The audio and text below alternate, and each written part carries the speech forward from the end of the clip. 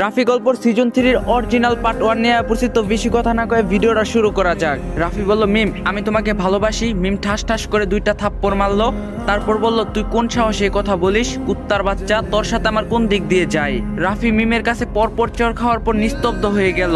মিমের এমন আচরণ দেখে রাফি তার গালে হাত দিয়ে দাঁড়িয়ে থাকলো। তখন মিম আবারও বলে উঠলো, এজন্যই মানুষে বলে কাউকে বেশি মাথায় তুলতে নেই। তোর সাহস কি করে হয় আমাকে এসব কথা বলার? তখন রাফি বলল, কিন্তু আমি তো তোমাকে ভালোবাসি আর তুমিও তো আমাকে ভালোবাসো, তাই না? তখন মিম বলল, একেবারে চুপ থাকবি, কে বলছে তোর মতো একটা ছোট লোককে আমি ভালোবাসি? আর তুই কোন সাহসে বা আমার হবু স্বামীর গায়ে হাত তুলিস?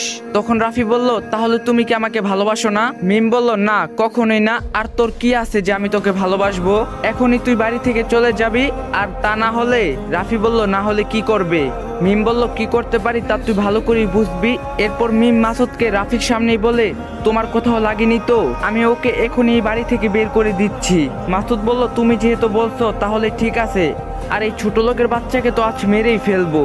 ওর এত বড় কলিজা কি করে হয় ও তোমার হাত ধরে? তখনই সেখানে মিমের বাবা মা আর মাসুদের বাবা মা চলে আসে। আর তখনই মাসুদের মা বলে ওঠে, এই ছেলে এখানে কি করে মিমের সাথে? আর এখানে এত চেঁচামেচি কেন? মিমের মা রাফিকে বলে, তোমাকে না এখান থেকে চলে যেতে বলছিলাম, আর তুমি এখানে কি করছো? মাসুদ বলল, কেন আবার এসেছে? ওর কত বড় সাহস জানো, ও মিমের হাত ধরে।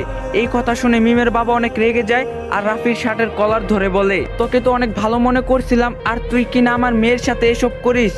তোর এত বড় সাহস কি করে হয়? তখনই মাসুদ সবার সামনে এমন কথা বলে যা শুনে সবাই আকাশ থেকে পড়ে।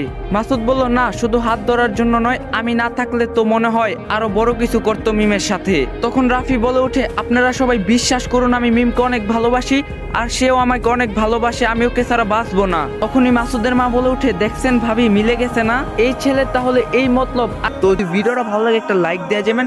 তো দেখা হবে নেক্সট ভিডিওতে। সবাই ভালো থাকবেন, সুস্থ থাকবেন, আল্লাহ হাফেজ।